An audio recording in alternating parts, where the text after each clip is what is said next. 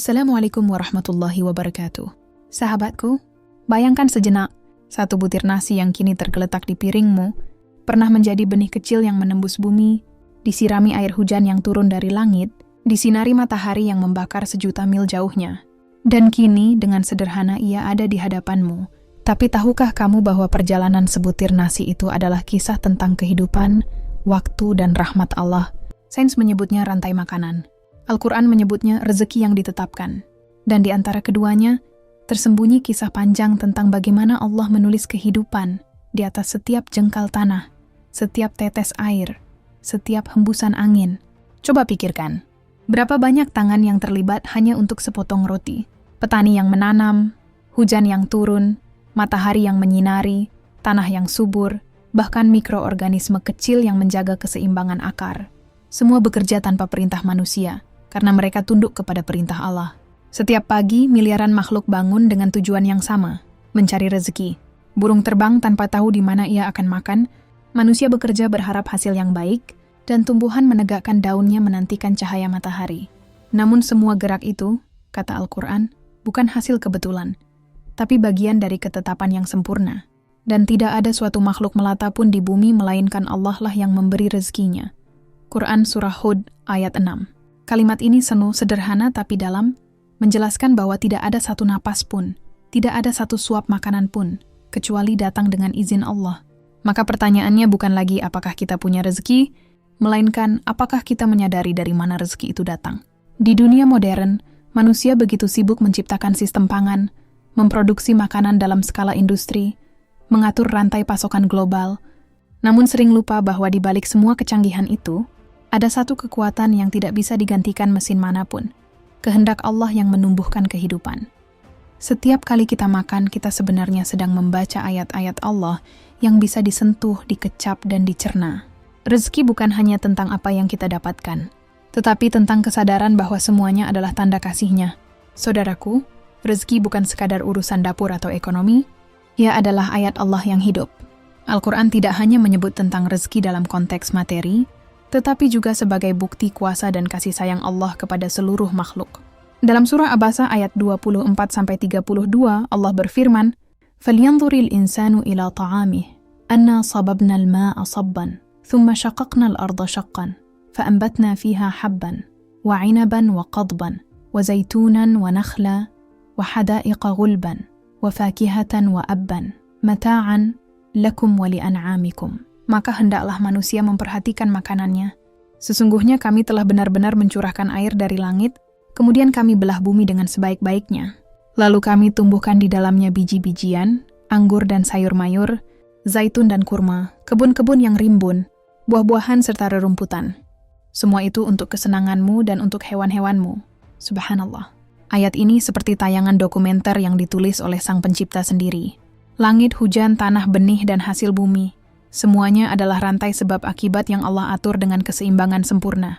Tafsir ulama klasik, seperti Al-Imam Al-Qurtubi, menegaskan bahwa ayat ini mengajak manusia merenungi asal setiap rezeki. Makanan yang kita makan bukan sekadar hasil kerja tangan manusia, melainkan hasil kerja sistem kosmik yang dikendalikan Allah.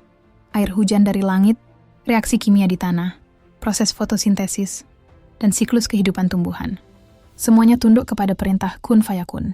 Dan dalam surah An-Nahl ayat 10 dan 11, Allah berfirman, Huwallazi anzala minas sama'i ma'an lakum minhu syarabun wa minhu syajarun fihi tusimun. Yumbitu lakum bihi az-zar'a waz-zaytuna wan-nakhila wal-a'nab. Wa min kulli ats-tsamarat. Inna fi dzalika la'ayatan liqaumin yatafakkarun. Dialah Allah yang menurunkan air dari langit untuk kamu. Dari air itu ada yang kamu minum, dan dari air itu pula tumbuh-tumbuhan tempat kamu menggembalakan ternak. Dengan air itu dia menumbuhkan bagi kamu tanaman, zaitun, kurma, anggur, dan segala macam buah-buahan. Sungguh pada yang demikian, itu terdapat tanda-tanda kebesaran Allah bagi kaum yang berpikir. Perhatikan bagaimana Allah menutup ayat ini. Bagi kaum yang berpikir. Artinya manusia yang hanya makan tanpa merenungi asalnya, belum benar-benar memakan dengan akal dan iman. Sains modern kini membenarkan keindahan sistem ini. Setiap unsur dalam tubuh kita, kalsium di tulang, zat besi dalam darah, karbon dalam sel, semuanya berasal dari tanah yang dihidupkan oleh air dan cahaya. Tubuh manusia, secara ilmiah, adalah perpanjangan dari bumi itu sendiri. Maka makanan halal dan thayyib bukan sekadar boleh dimakan, tapi juga tentang bagaimana ia datang, dari tanah yang bersih, tangan yang jujur, dan hati yang bersyukur. Dalam bahasa spiritual, rezeki bukan hanya soal makanan yang mengenyangkan, tetapi tentang ikatan kita dengan ciptaan Allah lainnya. Saat kita makan, sebenarnya kita sedang bersentuhan dengan semesta, dengan bumi yang melahirkan, hujan yang menumbuhkan, dan hewan serta tumbuhan yang rela menjadi bagian dari kehidupan kita. Karena itulah Islam memuliakan rezeki, bukan hanya dengan syukur di lisan, tetapi dengan adab dan kesadaran bahwa setiap rezeki adalah amanah yang mengandung barakah, dan setiap suapan akan dimintai pertanggungjawaban. Rasulullah bersabda, "Sesungguhnya Allah itu maha baik dan tidak menerima kecuali yang baik." Hadis riwayat Muslim. Bayangkan sejenak saudaraku, butir nasi yang kita santap hari ini mungkin berasal dari sawah di ujung desa, yang airnya dialirkan dari sungai yang mengalir sejak ratusan tahun lalu. Petani yang menanamnya mungkin tak pernah kita kenal, tapi Allah yang menulis rizkinya, dan rizkimu dalam satu rantai kehidupan yang rumit namun teratur. Inilah hakikat rezeki. Mengalir melintasi tangan-tangan manusia, tapi dikendalikan sepenuhnya oleh Allah yang maha mengatur. Dalam sejarah Rasulullah, makanan bukan sekadar kebutuhan biologis, tapi momen spiritual. Rasulullah pernah bersabda, makanan 2 orang cukup untuk 3, dan makanan 3 orang cukup untuk 4. Hadis riwayat Bukhari dan Muslim. Hadis ini bukan tentang matematika dapur, tapi tentang barakah, keberlimpahan yang datang dari keikhlasan berbagi. Di rumah Nabi, tidak ada meja makan megah, tidak ada piring porselen dari negeri jauh. Yang ada hanyalah roti gandum kasar, kurma, dan air putih. Namun dari kesederhanaan itu, tumbuh peradaban yang memberi makan dunia, baik secara fisik maupun spiritual. Para sahabat memahami bahwa setiap rezeki yang mereka makan adalah tanda kasih sayang Allah, bukan hasil dari kerja keras semata. Sebab kerja hanyalah sebab, tapi musabbibul asbab, sang pemberi. Sebab adalah Allah semata. Perjalanan pangan dalam sejarah Islam tidak berhenti di meja Rasulullah. Ketika Islam menyebar dari Jazirah Arab ke Persia, Syam, Andalusia, dan Asia, umat Muslim membawa satu prinsip penting. Ilmu dan pangan berjalan beriringan. Di Andalusia, kota Cordoba dan Granada bukan hanya pusat ilmu dan sastra, tetapi juga tempat berkembangnya ilmu agrikultur modern. Ulama seperti Ibnul Awwam menulis ensiklopedia pertanian berjudul Kitab Al-Filaha, yang menjelaskan cara menanam, mengairi, dan mengelola tanah dengan efisien. Ratusan tahun sebelum Eropa mengenal agronomi. Di Baghdad, ilmuwan Muslim seperti Al-Razi dan Ibnu Sina meneliti hubungan antara makanan dan kesehatan. Mereka memahami konsep nutrisi holistik, bahwa makanan yang baik bukan hanya mengenyangkan, tapi juga menyehatkan jiwa dan raga. Ibnu Sina menulis dalam Al-Qanun fi Al-Tib, penyakit banyak berasal dari makanan yang salah, dan kesembuhan dimulai dari memperbaiki cara makan. Sementara di dunia barat kala itu, banyak bangsa masih menganggap lapar sebagai takdir yang tak bisa diubah. Umat Islam justru memandang rezeki sebagai amanah untuk dikelola. Kini sains modern justru menyingkap rahasia yang selama ini telah dijelaskan oleh wahyu. Para ahli biologi menemukan bahwa setiap gigitan makanan yang kita telan adalah hasil dari rantai energi matahari yang ditangkap oleh tumbuhan lewat proses fotosintesis. Daun-daun hijau yang menggigil diterpa hujan dan cahaya matahari, mengubah karbon dioksida menjadi gula, protein, dan lemak. Lalu berpindah dari tumbuhan ke hewan, dan akhirnya ke tubuh manusia. Artinya, energi yang menghidupkan kita adalah cahaya yang pernah bersinar di langit. Cahaya itu, yang menumbuhkan biji-bijian dan buah-buahan, adalah rahmat yang diturunkan dari langit, sebagaimana yang disebut Allah dalam Quran. Para ilmuwan kini juga berbicara tentang sustainability, tentang menjaga keseimbangan bumi, air, dan pangan agar tetap lestari. Tapi 1400 tahun yang lalu, Al-Quran telah menegaskan, dan janganlah kamu membuat kerusakan di muka bumi setelah Allah memperbaikinya. Quran Surah Al-A'raf ayat 56. Islam mendahului konsep ekologi modern, karena dalam pandangan wahyu, menjaga bumi bukan sekadar aksi sosial, tetapi ibadah. Ada kisah menarik dari seorang ilmuwan muslim masa kini, Dr. Mustafa Mahmud, yang pernah menulis tentang keajaiban satu butir gandum. Ia berkata, dalam satu butir gandum ada kode genetik yang lebih kompleks daripada mesin superkomputer. Satu butir kecil itu membawa cetak biru kehidupan, dan manusia memakannya setiap hari tanpa sadar sedang menikmati mukjizat Allah. Sains boleh menjelaskan proses, tapi makna tetap hanya bisa ditemukan lewat iman. Karena tanpa kesadaran spiritual, makanan hanyalah benda yang lewat di lambung, bukan ayat yang mengetuk hati. Saudaraku, setelah kita menelusuri perjalanan panjang rezeki, dari hujan yang turun, tanah yang merekah, daun yang berfotosintesis, hingga roti hangat yang tersaji di meja, maka satu kesadaran besar muncul. Tidak ada yang benar-benar sederhana di dunia ini. Setiap sesuap makanan adalah rangkaian keajaiban yang disusun Allah dengan begitu rapi dan teliti, mulai dari awan yang menumpahkan hujan, hingga mikroorganisme di tanah yang membantu akar menyerap nutrisi. Semuanya tunduk kepada perintahnya. Al-Quran berkali-kali mengajak manusia untuk melihat dan merenungi makanan mereka. Maka hendaklah manusia memperhatikan makanannya. Quran Surah Abasa ayat 24. Ayat ini tidak sekadar menyuruh kita makan yang halal dan baik, tapi juga berpikir tentang proses panjang di baliknya. Tentang bagaimana Allah mengatur setiap unsur, air, tanah, angin, cahaya, untuk melahirkan sebutir padi atau setetes madu. Dalam tafsirnya, para ulama mengatakan, perintah memperhatikan makanan bukan hanya untuk tubuh, tetapi juga untuk hati, agar manusia sadar. Setiap rezeki yang sampai ke tangan kita adalah surat cinta dari langit, bukan sekadar hasil dari jerih payah dunia. Sains mengajarkan bahwa tubuh membutuhkan kalori, tapi Al-Quran mengajarkan bahwa jiwa membutuhkan barakah. Banyak orang makan makanan yang mahal, tapi tak pernah kenyang secara batin. Sementara sebagian orang lain yang makan dengan syukur dan berbagi, merasakan kelezatan yang tidak bisa diukur dengan rasa. Itulah makna barakah. Bukan banyaknya makanan di piring, tapi hadirnya ketenangan setelah menikmatinya. Rezeki sejatinya adalah ujian, bukan sekadar pemberian. Apakah kita bersyukur ataukah kita lalai? Apakah kita berbagi ataukah kita menimbun?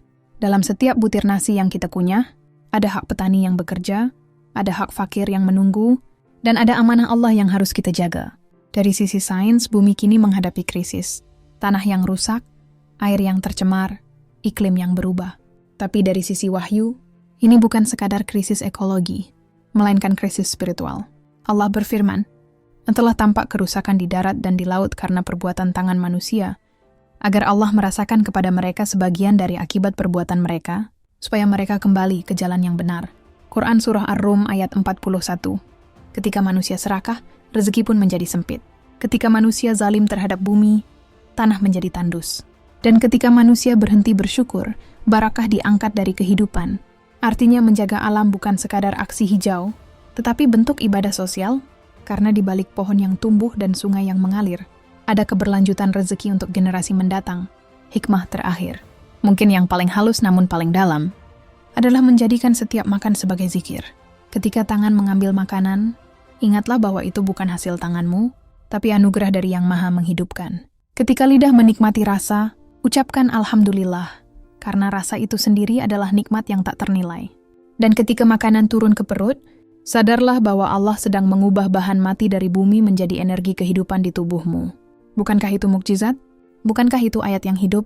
Maka orang beriman memandang makanan bukan dengan nafsu, tetapi dengan rasa takjub.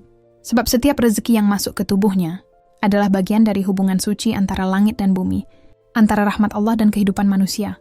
Saudaraku, setiap hari kita makan, minum, menikmati rasa, dan merasa kenyang. Namun seberapa sering kita benar-benar hadir dalam momen itu?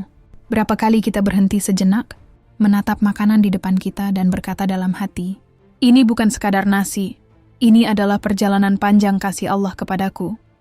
Bayangkanlah, butir padi itu dulu tertanam di tanah, disiram hujan yang turun atas izin Allah, disentuh tangan petani yang berpeluh di bawah matahari, digiling, dimasak, disajikan, lalu sampai ke hadapanmu, hanya agar engkau bisa melanjutkan hidup. Betapa besar kasih Allah yang tersimpan dalam setiap rezeki, tapi betapa sering manusia makan dengan lupa.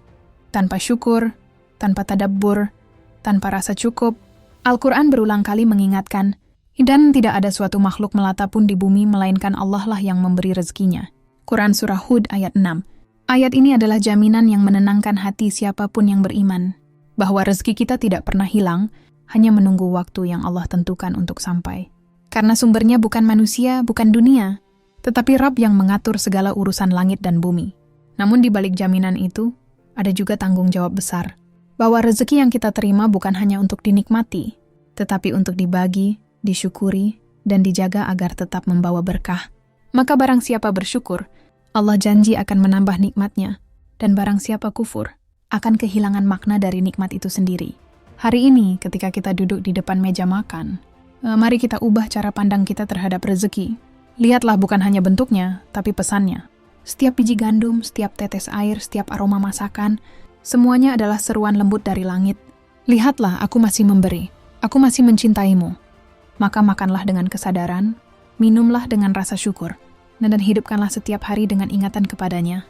Karena sejatinya, setiap rezeki bukan sekadar untuk mengenyangkan perut, tapi untuk membangunkan hati. Dan ketika hati itu hidup, itulah saat manusia benar-benar merasakan bahwa rezeki bukan sekadar makanan, tapi jembatan antara bumi dan rahmat Allah. Maka nikmat Tuhanmu yang manakah yang kamu dustakan?